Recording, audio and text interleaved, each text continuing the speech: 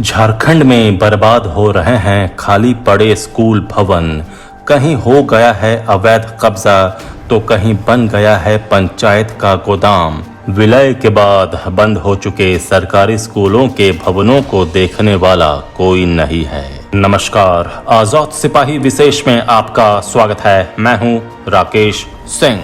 20 साल से अधिक समय गुजर गए जब बिहार से अलग होकर झारखंड अलग राज्य बना था और यहाँ के लोगों को लगा था कि उनके सपने अब बस साकार होने वाले ही हैं। इन 20 सालों में झारखंड कई मोर्चों पर आगे बढ़ा तो कई अन्य में पिछड़ता गया। इसका कारण यहाँ के हुक्मरानों के मनमाने फैसले और कार्यपालिका यानी अधिकारियों की कार्यप्रणाली।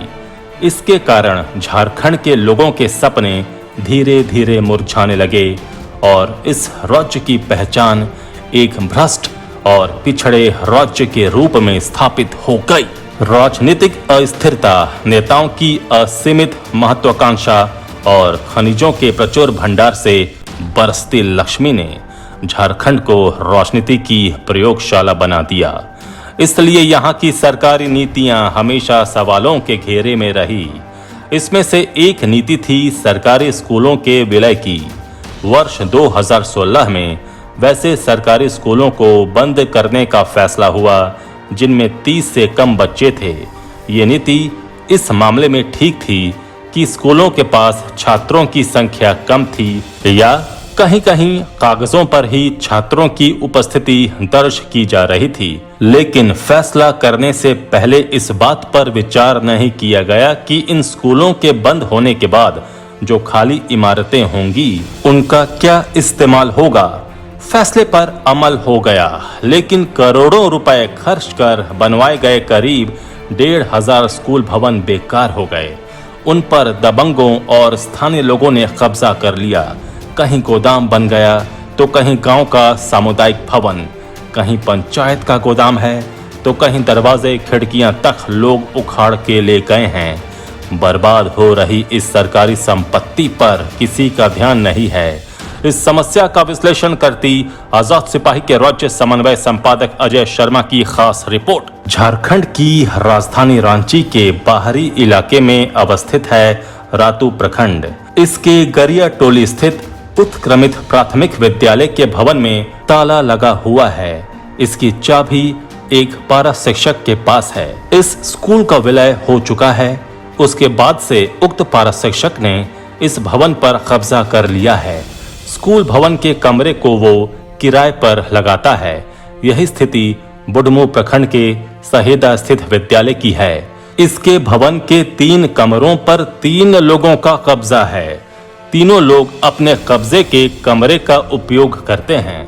इसी तरह बरियातू इलाके में बंद हो चुके एक सरकारी स्कूल के भवन में स्थानीय युवकों ने क्लब और प्रशिक्षण केंद्र बना लिया है। कुछ विद्यालय भवन नशाबाजी का अड्डा बन गए हैं तो कुछ में कचरे का अंबार लगाया जा रहा है। कहीं मवेशी बांधे जा रहे हैं तो कहीं ऐसा भी है कि भवन के लिए जमीन दान देने वाले परिवार ने भवन में ताला लगा दिया है। कई ऐसे भवन भी हैं जो देख रेख के अभाव में जर्जर हो रहे हैं। ये केवल रांची की कहानी नहीं है। झारखंड के 24 जिलों में कमोबेश यही हालत है। विलय के बाद जो सरकारी स्कूल बंद हो गए उनके भवन का ना तो सरकारी इस्तेमाल हो रहा है और न ही उसकी देखभाल हो रही है। झारखंड सरकार ने 2016 में वैसे प्राथमिक और मिडिल स्कूलों को बंद करने का फैसला किया था जिनमें 30 से कम बच्चे पढ़ते थे। इन स्कूलों का पास के स्कूलों में विलय कर दिया गया। कुछ स्कूलों की कुछ कक्षाओं का ही विलय हुआ। विलय किए जाने वाले स्कूलों की संख्या करीब 6,500 थी, जबकि 2019 तक करीब 4,500 स्कूल अस्तित्व खो चुके थे। 2000 स्कूल ऐसे थे जिनकी कुछ कक्षाओं का विलय दूसरे स्कूलों में किया गया। ये नीति मानव संसाधन के बेहतर इस्तेमाल के लिए बनाई गई थी। हालांकि इसका विरोध भी हुआ। नीति बनाते समय इस बात की ओर ध्यान नहीं दिया गया कि जिन स्कूलों का अस्तित्व खत्म हो जाएगा उनके भवनों का क्या इस्तेमाल होगा। झारखंड अलग राज्य बनने के बाद से ही राज्य में स्कूली शिक्षा के मोर्चे पर बहुत काम हुआ। करोड़ों रुपए खर्च कर स्कूलों के भवन बनाए गए। राज्य में 2016 तक करीब 39,500 स्कूल थे, जिनमें 35 लाख बच्चे पढ़ रहे थे। विलय के फैसले के बाद इनकी संख्या 35,000 रह गई। सरकार के पास जो जानकारी है उसके अनुसार जिन 4,500 स्कूलों का अस्तित्व खत्म हो गया, उनमें से अधिकांश के पास अपने भवन थे। इनमें से करीब 1,500 स्कूलों के नए भवन झारखंड बनने के बाद कराए गए और उनकी देखरेख पर हर साल अच्छी खासी रकम खर्च हो रही थी। जब स्कूलों का विलय पूरा हो गया, तब खाली हो गए स्कूल भवनों पर कब्जे की होड़ मच गई। मामला सुर्खियों में आया तो सरकार रेस हुई। विभागों के बीच पत्राचार और आदेश निर्देश का सिलसिला भी चला, लेकिन धरातल पर कुछ नहीं हुआ। जिन जिलों का प्रशासन अधिक सक्रिय हुआ, वहां कुछ भवनों को खाली कराया गया, लेकिन अब भी करीब 550 भवन ऐसे हैं जिन पर अवैध कब्जा है।